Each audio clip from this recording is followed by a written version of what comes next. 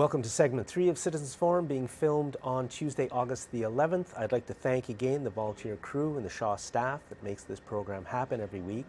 Our guest in this segment is Saanich Councillor and CRD Director Vic Derman, and we're going to be talking about sewage treatment. So Vic, thanks for being on the show. Oh, it's a pleasure, Jack. And where is the sewage treatment situation at right now? Well, of course, we divided into East Side and West Side committees, and I'm really describing what's happening with the East Side. We discussed and decided upon what we were really trying to accomplish with this process, the goals and principles, if you would, including high level of treatment, optimizing climate change, maximizing resource recovery, encouraging innovation, considering integrating other parts of the waste stream into the process, and also trying to get the best environmental outcome at the lowest cost possible to the taxpayer. Okay. So all of those things sound very important. Yeah, they're very good. And then we went out to the general public and canvassed them about what their thoughts were, found out that essentially they agreed with the goals we established, and then also put before them a number of sites to get a sense from them what sites in the region they might find as acceptable, and got back a response that there were quite a number of sites that they thought, okay, these could be used. We wouldn't be particularly have a problem with using these sites. So that's where we're at. But I also think we're at a time of a kind of critical juncture if we're going to get things right. Hopefully this time we are. Can I ask you, is secondary treatment still an option that's being considered? Yes, it is in some cases. Okay, but to go back to originally you started off by saying the official goals are, and one of them is maximize resource recovery, and doesn't that goal alone mean secondary is out? Well, yes and no. When you're trying to optimize resource recovery, it's a question of where you put infrastructure primarily. So that if you're trying to use the heat out of the sewage, that you have something close by where you can economically use the heat. If you're going to look for water reuse at some point, and that usually mandates a higher level of treatment, but you want something fairly close by that you can do it in an economic fashion. And how about gasification? Yeah, and gasification, of course, is the biosolids that come out, and from that you can get heat, gas, convert that into electricity and things of that nature. So can those things be done out of a secondary system? Well, theoretically, gasification certainly can, because secondary produces biosolids like everything else. Okay. My belief is that you're far better off to go to a tertiary level of treatment, tertiary disinfected actually. It's usually not that much more expensive, and it, as you suggest, allows you to reach the kind of goals we hope to accomplish, I think, much better. Okay, so we're at a critical point now. What's happening now? Well, where we're at now is we've got this information back from the public, all good stuff, but now the direction that's been proposed by some in the committee is to have one consulting firm or engineering firm design two options, one for a centralized plant and one for some sort of distributed system. And then you would evaluate those options at some point, theoretically choose one and put it out for bid to the private sector. That, I think, repeats the same kind of mistake we made earlier.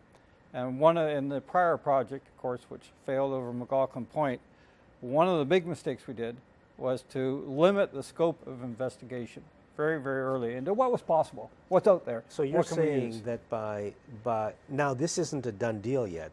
It's a suggestion that this be done. It's pretty close to a done deal. Okay, and the but done I'm deal. saying no. I think there's a better way. Okay, and the done deal, almost done deal, is they'll look at one centralized system and one distributed system and compare them. But there are more than one distributed system out there, and if we don't look at some of them, we may be looking at the wrong one. That's, I think, what you're saying. Absolutely, absolutely. And that's, of course, what happened first time around. Exactly. We didn't look very broadly. We spent our time defending the selection we had made, and the public was more and more saying, wait a minute, we think there might be something better out there. And they had no ability to find out if there was, because we never opened up things to really investigate broadly.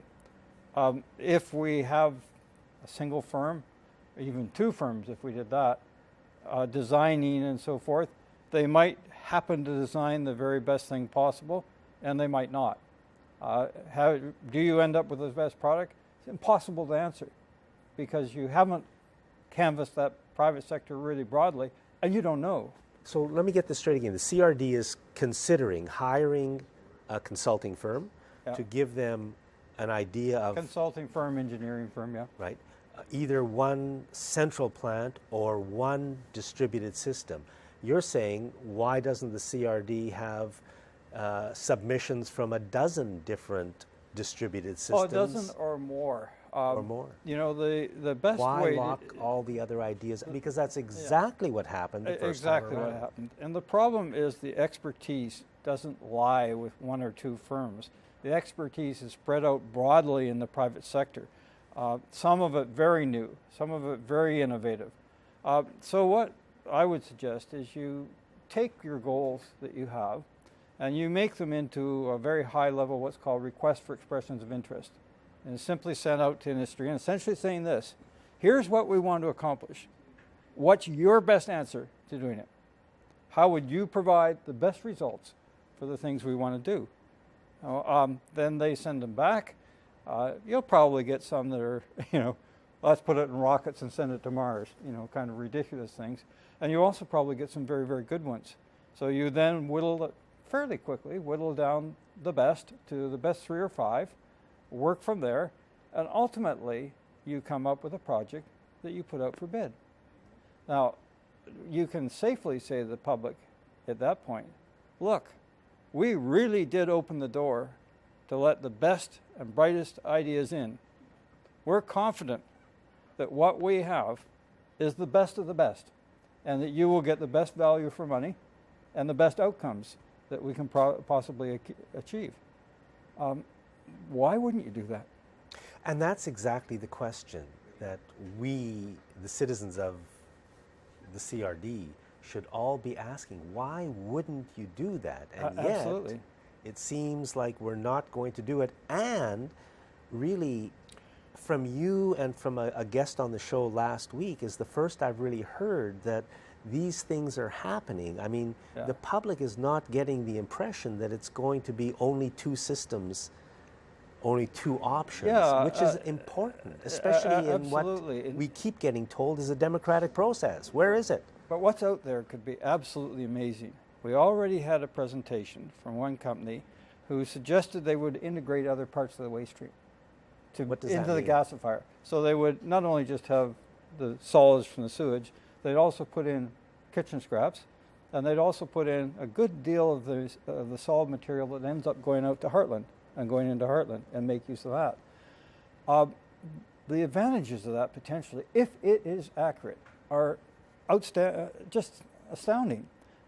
They are talking about, if they put this in for the core area, the equivalent GHG reduction of taking over 20,000 cars off the road. That's just enormous. They're talking about avoiding infrastructure costs so that you don't have to build 3 separate infrastructures for the 3 different parts. You do it in one infrastructure. And they're talking about the potential, if it's well designed and optimized, of creating a very high level treatment system for the region, essentially at no net cost to the taxpayers. Okay, so that sounds like the dream version, but at least it should get looked at. Absolutely. I mean, I can't sit here and say, hey, I know that this is the best thing since sliced bread. I know this is going to work. No, you have to take something like that and you have to subject it to very careful evaluation. But what if it does work? What if you can accomplish those things? The taxpayer finding that essentially the revenues being created are sufficient to accommodate the debt of building something, and there is nothing on their tax bill. And it's worth noting that the original CRD staff plan has a lifetime cost of $2.3 billion. In that range, yeah. Because so if these guys are saying we can do it because of the sale of resources at no net cost, I mean, who knows if that's true, but at least it should be looked at. You absolutely have to. I mean, as an elected official, my responsibility to the taxpayer is to try to make sure that I spend their money as wisely as possible. Yeah, I could build a sewage treatment project that worked for $1 billion, and as you say, a life cycle cost of close to $2 billion or over, but that's not responsible in my mind. So what's the push now? Where is the push coming from within the CRD for this current plan of just looking at one centralized and one distributed system? It's probably a variety of sources.